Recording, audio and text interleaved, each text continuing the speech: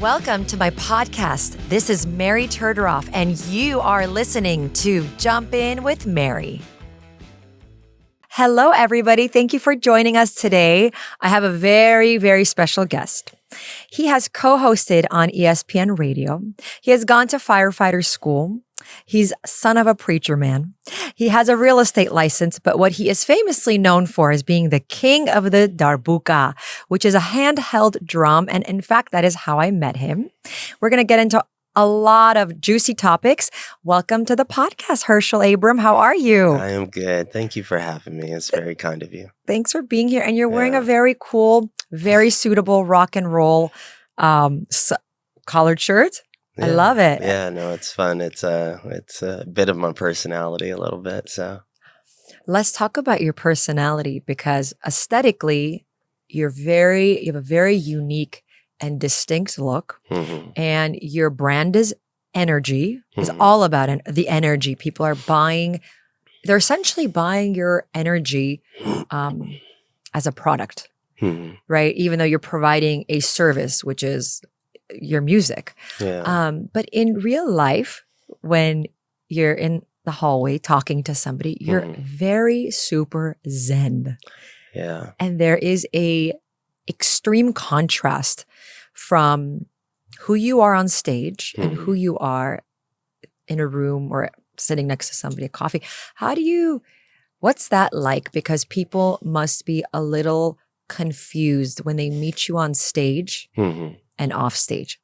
It's hard to reconcile those two Hershels. Yeah, well, I think when you perform, you're in a serving capacity, and if I can liken it to anything, I get lost in the music, and so that allows me to, the inner child, I guess, to come out when I perform. But when I'm done with that, I have to balance that out with kind of filling myself back up, and so I do that in quietness, and do that on hiking trails. I do that just motivational things that kind of fuel me back up, so I can go back out in the next weekend and do it again. So, and that makes me think about like a lot of jobs. Like take my job, okay.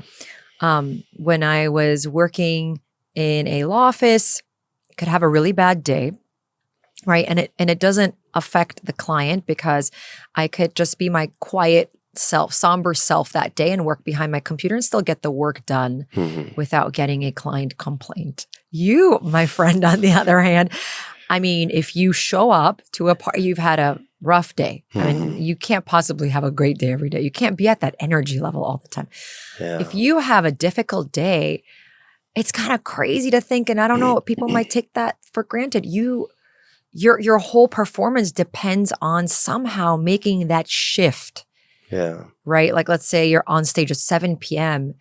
You just have to make that shift. What does that become like? There's no grace for someone like you, is what I'm saying, to stay in that state and naturally come out of that somber mood that day.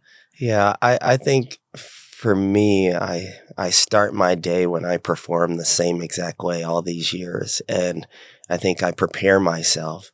So no matter what is going on in my personal life, I'm fully prepared to be centered and focused in on, doing what I do and being there for the client in a serving capacity for music. But it can be challenging, but I think I've kind of set the tone on what to expect from myself, and knowing what I need to move forward and to do what it is people enjoy that I do. So, but it is funny, because I'm very different, and more on the calmer side of things, and I pretty much don't like to go out unless I actually have to go out and be there, or I'm being contracted to be there. So generally, my social life is, for the most part, quiet. Yeah, I mean, I'm into cars, classic cars, and other things. I'm into family. My parents are still with us, which is wonderful. So, Yeah, yeah. speaking of which, you rolled up in a classic car. I know nothing about cars. What was that? Tell me about that classic car you rolled up in. It's Very stylish. Yeah, it's one of my favorite. It feels like you're like driving and sitting on a couch, but it's a 1963 Lincoln Continental convertible. Okay. So it's JFK, obviously, it was like his color scheme, and that car was his era when he was a president, and I believe got assassinated. So it's an iconic car, but it's kind of a silent little hobby of mine to tinker with the cars and enjoy cruising on a good Sunday fun day or something. I love that. I loved watching you roll in it, roll into the parking lot. I didn't think you could see me. I just wanted to just park it somewhere safe. So. I know. Well, here's a secret. I spy on the guests before they come upstairs because the studio's facing the parking lot. And I want to make sure everybody's parking in the right space. But no, I appreciate it. Anyhow, so yes, and you saying that you're calm. I think you're like very Buddha Zen, which is great and awesome. And I can imagine you mentioned like in your private life, you're contracted in your professional life, but correct me if I'm wrong. I can imagine that when friends are like, "Hey, let's go out, let's do this," you're like, "I rather just be on a scale of 1 to 10 in my private life, just hang out low key, not go out as much." Yeah. Because you're out all the time and you're in really loud spaces, and your instrument itself it is loud. It's loud. Yeah. Are you wearing eardrums? Typically I have in-ears, custom in-ears, or, sometimes I'm not, and I just, if the performance doesn't call for it, then, sometimes I'll just, have to, my ears will be ringing at the end of the night because I've been standing by speakers. So it definitely prevents, it has its challenges as a musician. I think all musicians will tell you that, but, it's so rewarding, I think, doing what I do. And, I always tell everybody, because they ask me, how can you do it every night or every weekend? And I always tell people, as soon as it's not fun for me, then I won't do it anymore. Ooh, boy, I better start throwing some parties before you exit. That makes sense. You owe yourself that. Yeah. In the meantime, I want to talk about something that's interesting to me, a concept, which is, so there are two layers, the way I see it, there are two layers to what you do in your industry. Okay, you're a performer. You're a performer. You perform for large groups of people, and any given night no 2 nights are the same. Okay, so the first layer, I guess we could think of it as like a closed circle. And the nucleus of this closed circle is you, which is what we discussed, and you having to switch yourself on and off based on the day you're having. And clearly you have a good hold and grasp of that. But because that's you control yourself. Then there's the outer layer of this nucleus, which is external. It's the people that hire you, but not just the people that hire you, they're guests. And you walk into a situation not being in control of their energy, the external energy, who the guests are culturally, and what kind of day they had, and what their society looks like. Do men sit in one corner and women dance by themselves? But the host has these expectations. They've paid a price. They've paid a good amount of money, and the pressure is on. Does it ever feel like what does that pressure feel like? You can't control that external reality in your job, or can you? I don't know. Your drumming is amazingly powerful. I think, my role is to infuse joy and to help people escape for a few hours. So we're never in control of exterior, but I am in control of myself. And I know that my energy can be contagious. And if I show people what's on the inside, just maybe they'll join me for the fun. So, that's kind of how I look at it. I have to be the example first, and they'll follow suit, hopefully. And if they don't, how do you handle that kind of a night? If they don't, I try to find ways of being playful, and I try to show them love and grace. I love that. Because many individuals come and they've had a long week with work, they've had a long week with family, and many times they come and it's hard for them to unwind. But what I like to do is I kind of, go around and just, love on people, whether that's through conversation, whether that's through hug, laughter, and that kind of sets the tone for me, at least, and hopefully it sets the tone for them. Oh, I love that. Yeah. You love on people. So that just gives me such a bigger picture of like, it's not to provide music and dance. Because initially, even I thought like everybody's expectation is that you're hired for the evening and you need to get everybody on the dance floor. But no, not so much. That's so limited. Yeah, I think what I do is bigger than music. I think who I am is bigger than music, and we all want to belong and be a part of something bigger than ourselves. So, Absolutely. Now that we're into some conversation, I'm going to hit the rewind button. Let's start from the beginning.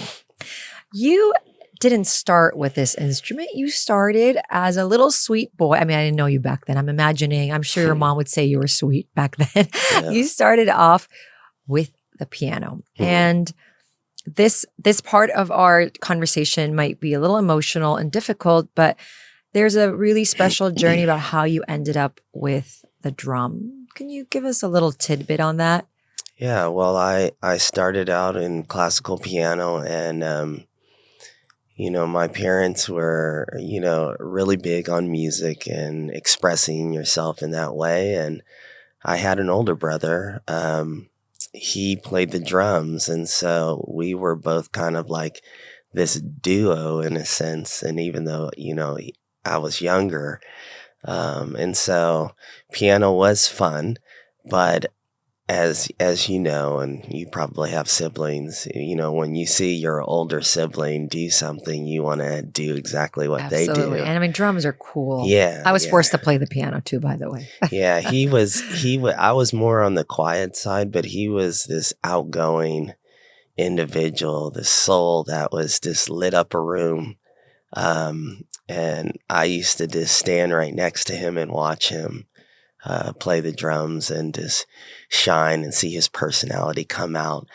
And that's kind of what compelled me to, play and learn how to play. And I think, when I play for everyone else, I think what people see is that, that little boy that was standing next to his older brother in excitement. Wow. And I think since he's no longer with us, he had a motorcycle accident, but I feel like his spirit lives through me. And so that's why I really enjoy playing percussion, because it's a way for me to connect with him, even though he's no longer with me. But I feel like he's still with me when I'm playing. And so when I perform, I'm really tuning out and not just enjoying the people that I'm around and playing for,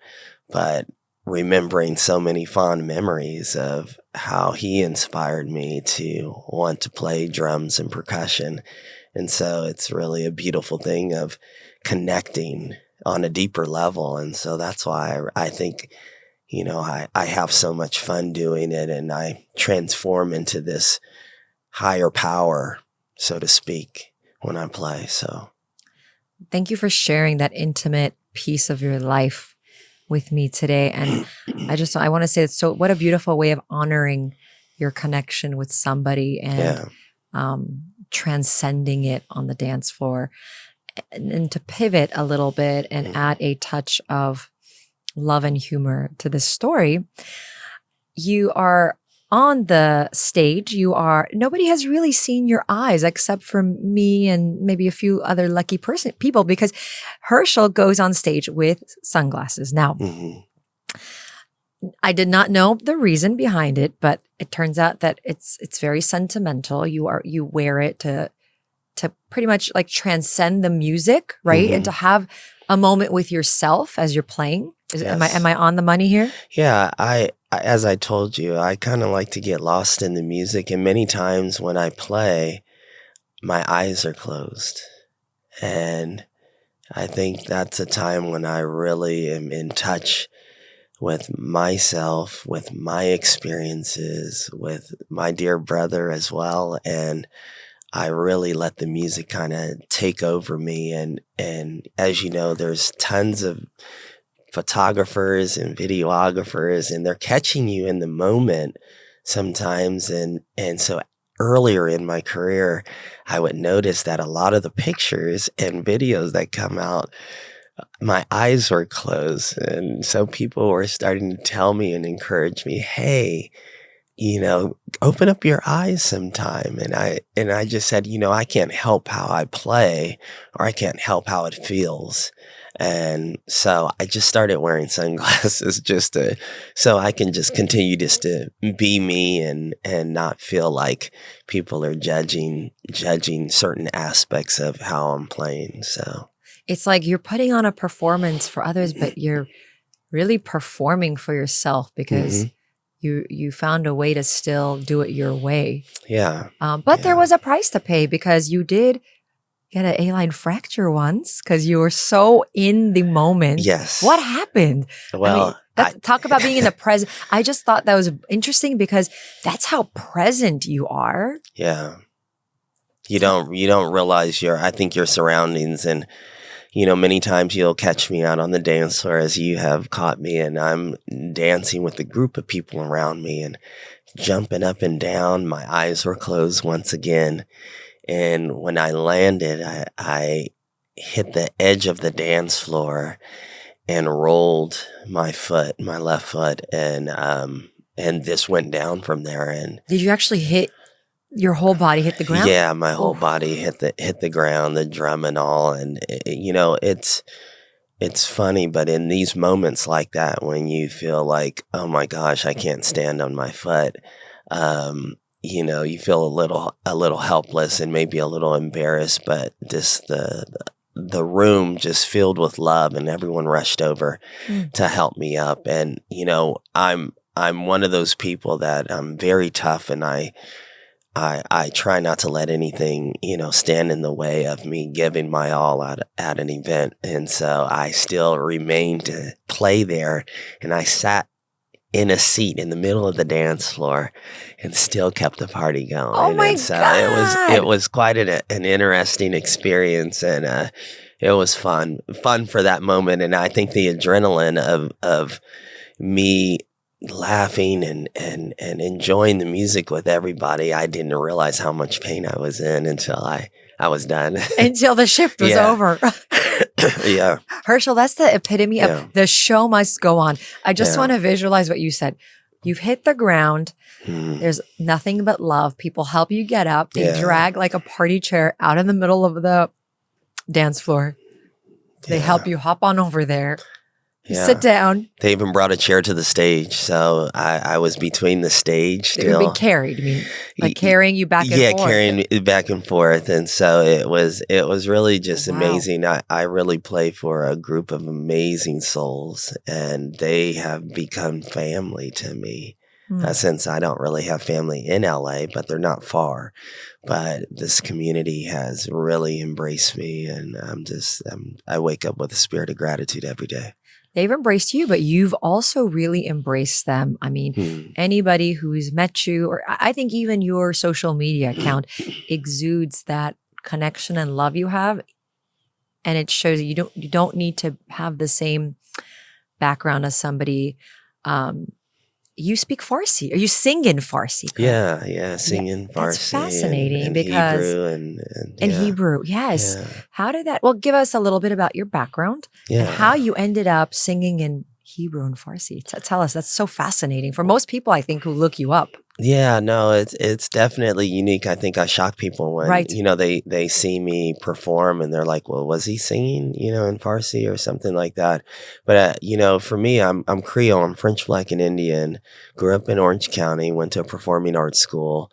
Grew up as a child musician in my father's church. Was that the goal always? Like parents expected you to take that trajectory? My parents, if I'm honest about the situation, my parents probably wanted me to follow in my father's footsteps and being a spiritual leader of some sort.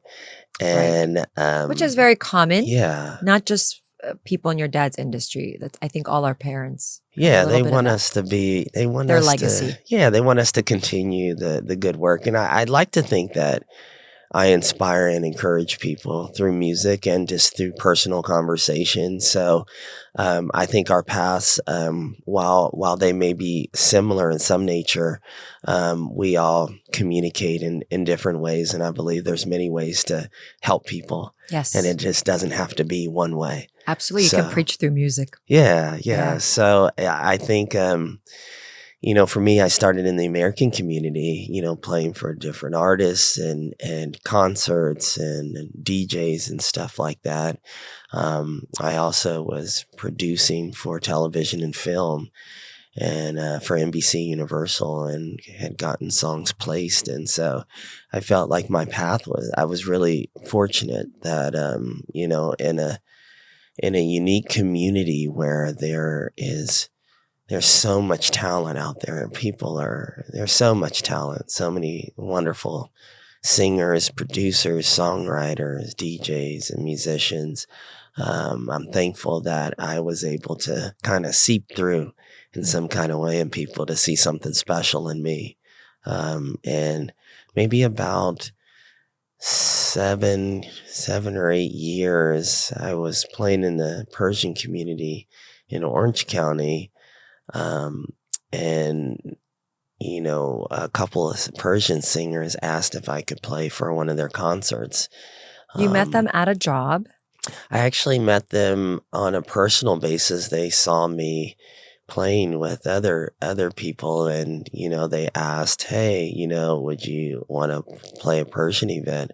I said, sure, why not? And so I just fell in love with the culture, fell in love with, the people. But before then, I originally got the drum from an Armenian brother of mine, Todos Patoya, and he owned a restaurant, and a client left the drum in his restaurant. And so I just watched a YouTube video. He let me take it home, and next thing you know, he started taking me to different Armenian events, and people started asking me to, will you play an event? I was like, well, this isn't really what I do, but sure, I'll come and play. And I was just doing it for free at first, just for the love of it. So hold on, you're in a restaurant. This story is pretty captivating. You go to visit your Armenian friend, your pal. You're at a restaurant. You see a darbuka, right? The darbuka is a very distinct type of drum. It's pretty much portable. You see it on a chair at the restaurant. Somebody's forgotten it. You take it. The friend says you can take it. It's abandoned. You take it, and then you show up for an Armenian event with your friend, and you just start to play around. This is not a contracted. Right? You start playing around, feeling the vibe. Yeah. So it's not like you went and signed up for a darbuka school. It wasn't that. You just never had one lesson. Wow, and you're the king of darbuka. You're very kind. No, I never had one lesson. Just a couple YouTube videos, and I just feeling an instrument. I think, there's many ways of interpretation in playing darbuka or any percussion or any instrument. And so I just play it the way that I play it, and hopefully it resonates with somebody. So I don't claim to be an expert in anything. I just claim to be a lover of it. So, and it sounds like you're really good at letting life happen to you. Yeah. And receiving, because life is not happening to you, it's happening for you. For you. And I remind myself every day that, listen, we're not victims of anything. We're victorious in our truth. And I think that's what we have to focus in on and let that be our strength and our guiding light. That's powerful stuff. Yeah. I could feel the preacher inside of you. He's in there. Yeah. That's beautiful. And it sounds like it just went from there. But going back to, so you sing in Farsi Hmm. and Hebrew. So you basically learned it on the job. Yeah, I was on the job training. And so, it's just, and then I started asking friends, what does this phrase mean? What does that phrase mean? And then, they would just tell me over the course of years. And then, it just kind of took on a life of its own. I feel like I listen to more Persian music than I listen to anything else. That's And awesome. I love it. Some people joke about it. They're like, I think you are Persian too. Yes, yes, you But are. it's just, I don't know. It's something unexplainable. It's just, I feel like, I feel like I belong. And I think that, wherever you go, you always want to feel understood and heard. And so I feel like the communities that I play in, they embrace me and allow me to just be me. So Was it always like this for you? Did you ever feel like a minority in Orange County? I actually don't know what the Creole population is there, to be honest. yeah, I was probably maybe a handful of people that look like me. Growing up in Orange County, especially in the specific area. Right. So, you obviously face, certain, prejudices and things You like did? that. Yeah, Okay. I think that, um, anytime you're in a situation or in a community and environment where there aren't many people that look like you might be misunderstood and people are hesitant to maybe connect with you. So many times I was having to, allow my personality and to, kind of bleed through and my love for the arts to kind of let that be the focal point and not necessarily that I look different than everybody else. So.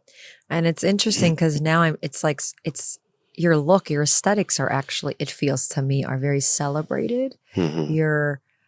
It comes with the persona too, but Yeah. even like today, you look at your shirt, like you're so unique. I was like, yes, Yeah. I love the way you dress. I love all of it. I never like to look like anybody else, or I like to beat to my own drum and do my own thing, and so I always feel like celebrating my individuality is most important. Being authentic and being comfortable in my own skin, and I think we should all do that and not fall short to having to model any behaviors like anybody else. We should all feel comfortable standing in our truth. Absolutely. Yeah. Quick kind of side question, because you are in the music world and there's a lot of fascination for people and they idolize, and women really love a musician and it's a very attractive idea for women.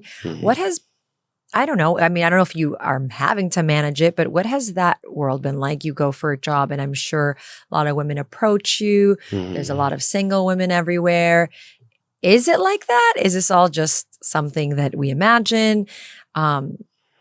Do you kind of get flagged down by guests who are hitting on you essentially? Do you have to work through that? I don't really pay any attention to it. I think because I'm such great friends with the husbands and wives, I don't really I guess I don't really see any of that. I morally look at everybody as family. In the circles that I work in the private community, I think maybe club settings there may be a little bit more than that, but I'm a part of such meaningful moments in these families' lives that the focus is family and the focus is creating memories and the focus is love and tradition. And so I guess I don't really pay attention to any flirtation that could be going on. And if it is, I just chalk it. It's out of just the love for the music, the love for me. And so I really don't put too much, focus on it. So. Yeah. And I was thinking that, again, going back to your social media page, which is fascinating because very rarely will you go on a social media page where you can actually feel that energy pulsating and on yours, it's very evident. But Oh, I could see now that you mentioned that, I could see that you are catering to families. In the post, it's so apparent that it's like family yeah. members, and sometimes it's like teenager celebration. Yeah. It's And definitely meaningful, and I think I'm very I hold true to like what I stand for and what I believe in and what I represent, and I think my social media is a great representation of the music aspect of who I am to everybody else, but the quotes are who I am privately. And I love to fill my mind and my heart and my soul with inspirational stuff and people. And I like to surround myself around good energy. That this is what keeps me going, because we have to motivate ourselves every day. right. It's a daily battle that we have to make sure that we're mentally focused, that we're emotionally focused, and then therefore that translates to us applying the action behind our intention. So Absolutely. that's really it's a daily thing for me. Absolutely. Yeah. You mentioned that most of your family is not out here. Do they live out of state? I thought you said Orange County. No, they are in Orange County now, but they're not in LA per Okay. se. And so before, I've been in LA now 3 years, and so I was living in San Diego. Oh, that's In La Jolla right. before. And so I would have to drive up every weekend, and I would stay at a hotel from basically Shabbat Fridays to Monday morning. And it was just the wear and tear, and the quality of life, just driving that distance. It just wore on me. And so I never really wanted to make the move to LA, because I don't feel like it fits my personality per se, but I'm here for what it is that I do in the artistic community, and I'm just letting that kind of take the lead for right now. Okay. Yeah. Go with the flow. Yeah. What part, just curious, what part of LA fits with your personality and what part of LA does not? I'm just curious.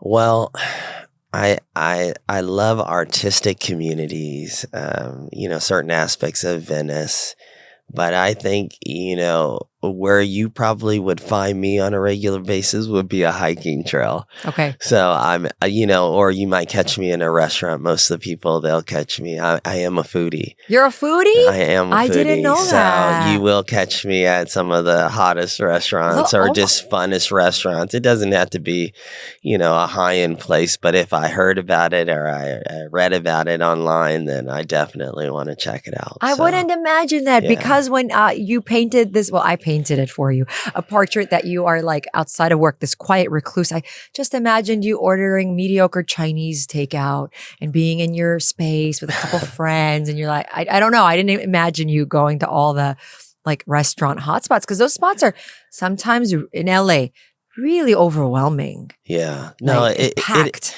It is. And noisy. Yeah, it is. And I wouldn't say that I do it every night, but Uber Eats is my friend. So but no, I feel like, it's fun to check out new places. And normally it's with like dear friends that I haven't had a chance to catch up with. And so we're kind of going in a big group. So it's normally like catch up time with friends that feel like family. So do you cook, since you're such a foodie? I probably cook very rarely. Like, is it your thing is what I'm asking.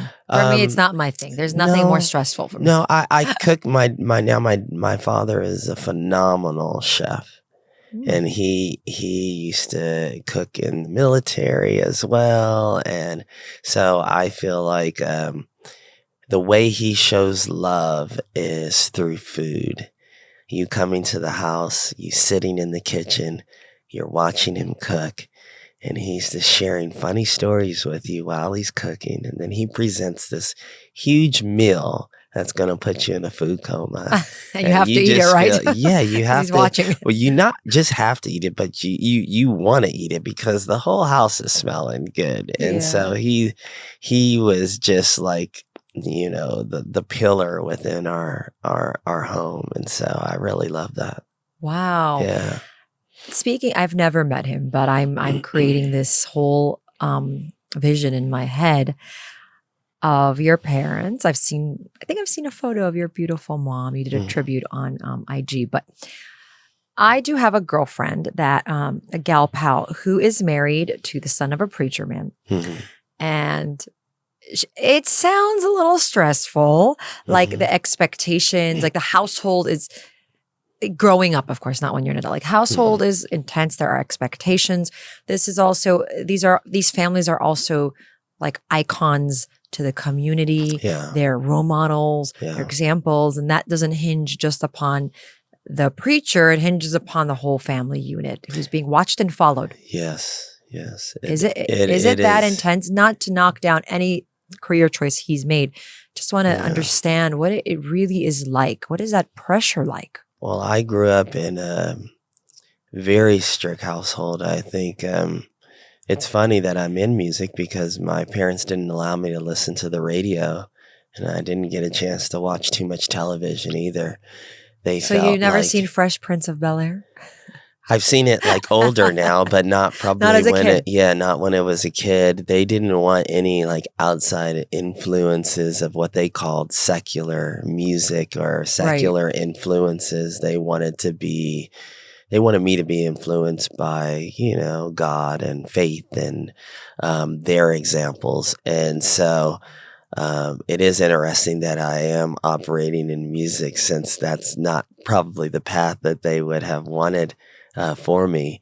But growing up, did it feel like, did you retaliate, or was it like, hey, this is how things are and I'm just going to go with it? It was very frustrating, I think, for me to not understand why they wanted to keep me from certain friends that maybe shared different beliefs. And, I was just more focused in on, well, I enjoy playing with them, or I enjoy hanging out with them. I love to spend time with them, and more, just on a very surface level with people. As a kid, you're not going too deep. Yeah, you're not trying to be indoctrinated. You're just playing. Yeah, and so I'm sharing with them, and so they just weren't having it, and they softened up now that they're older. But it's funny that when I look back, I was like, wow, I lived in an extreme kind of environment. But I think that it helped me. It helped shape my mindset on. There were certain things that I don't feel like I had certain vices. I feel like I was very sheltered, that, I kind of stayed on on course. Yeah, on a really, what I felt was a good path for me. There is no wrong or right path, but it's just what works for each individual. But I felt like my path was very focused and disciplined because I was shielded from a lot of things. So certain things, even as an adult, how the different personalities that you deal with, I had to deal with it like a little bit later in life. Right. And, you take things at a surface level. When you meet people, you're like, oh, they're wonderful. And people are like, oh, do you really know this person? And I'm like, yeah, it seemed like I do, so certain life lessons. Some growing pains that you have Yeah, you learn a little bit later because you're too nice. Yeah, I can or relate you're to maybe too naive, and I never like to allow my experience to harden me, and I think we have to still show people grace, even though you never know what people are dealing with and why people become who they become. But all I can do is just control myself and just listen, watch, and observe and follow suit accordingly. Absolutely. So. And what an interesting transition, because growing up in this, let's call it like a closed universe, no judgments attached. It just is a little closed up universe. And now in your adulthood, when I met you, it doesn't feel like you're actually like, you love all humanity and you're so easy to relate to. That is a really big transition that you made. It is. I'm traveling in a lot of different circles, meeting a lot of different personalities, meeting people from, the lower end economically to the, the higher economical sphere. And so, it is amazing to, see the different circles that I run in, and being able to adjust, I think, is very important, and so I think one thing that is a common denominator with my parents, even though I grew up in a very strict household, is they always loved on people. They were like some of the biggest givers. I remember after church, we would be at church all day long. So I was like, okay, well, I think I understand what God's trying to say now, and then I would be like ready to go home. And then every Sunday, my dad would take us to a convalescent home, and he would make me, sit with, a lot of these older people who their families like weren't, visiting them. And I just didn't understand it. Then I was like, okay, well, we're at church all day. And then now we're going to spend our evenings after church, going to, these convalescent homes. And so I would sing for them. I would talk with them. I would just do things for them in the common areas, or if they needed something in their room. And so like I would just he would just have me like spend time with them, and just laugh. And those are some of the most fondest memories that I have. Really? Now, because I was just like, wow, that was special. But it didn't feel special, Right. It felt like a third shift. Yeah. It just felt like, I was just like, okay, I think we've done enough good, but there's never not enough, so. Isn't there a ceiling on goodness? Yeah, I just wanted to go and play. It's natural. Yeah, I was like, I got school tomorrow. Come on. Yeah. But what a testament to the kind of awesome parent your father I was just thinking that's beautiful, because there is so much loneliness in the world. And, you and I were lucky. We were born into a family where there's a lot of love and people are present. But yeah, loneliness is a dark corner to be in. And he put you front and center at a perfect time where you were not conscious of it as a child, but it somehow seeped into your consciousness later. Yeah, it's I remind myself of those moments on the weekends when we visit, and I see a lot of those faces in different people when you're walking around, you're in space social circles.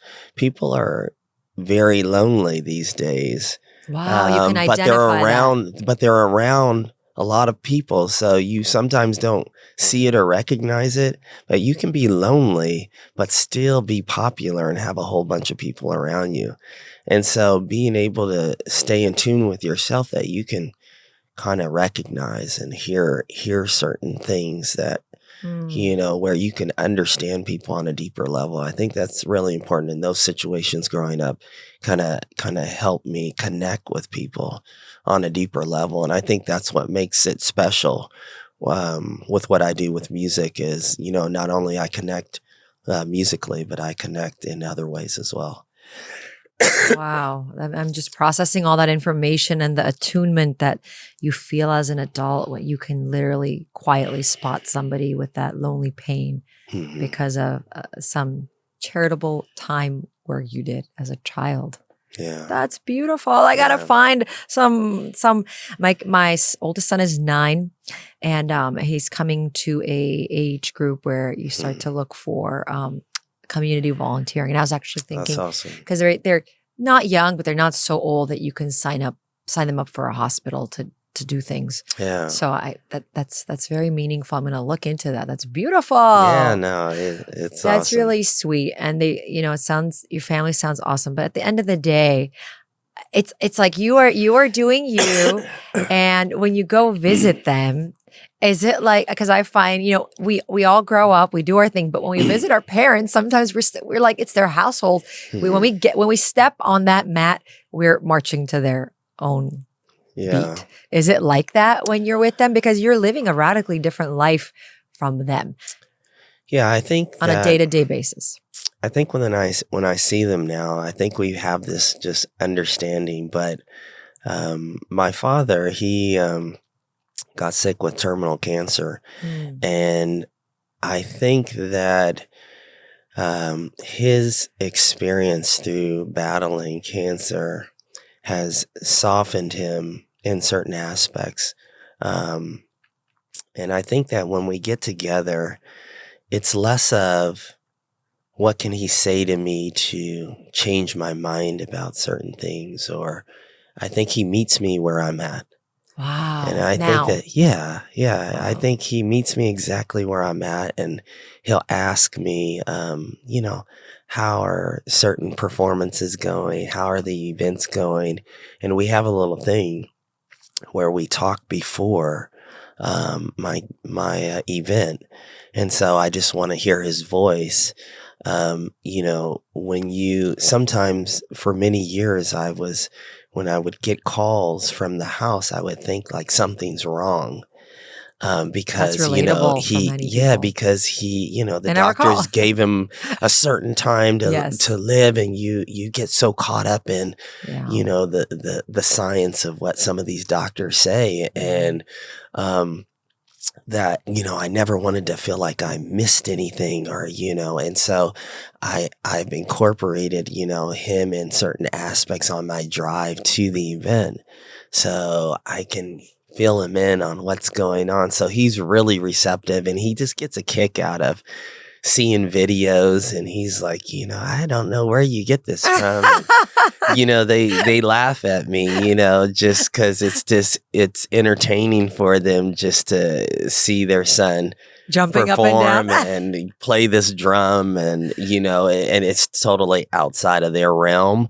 That I am their entertainment while they're retired. I love that. in a fun, kind way. Yeah, in a accepting and playful way. Yeah, it's amazing to see them shift, and them to just not that they didn't love on me then, but they loved me the best way they knew how. Right. And now they're just in this mode of just like, Acceptance, we're just happy we're just happy that you're happy. Yes. And that's a beautiful transition to come to. Yeah. And I love that you talk to him before your performances. You guys like chit chat? Yeah, chit chat. I have a certain type of music that I listen to, and I have this, this little thing that I do before every performance. Really? And it doesn't ever change. If I have to fly somewhere, if I have to, it doesn't matter how far I have to travel for the event, I have this certain schedule that I have right before leading up to performing.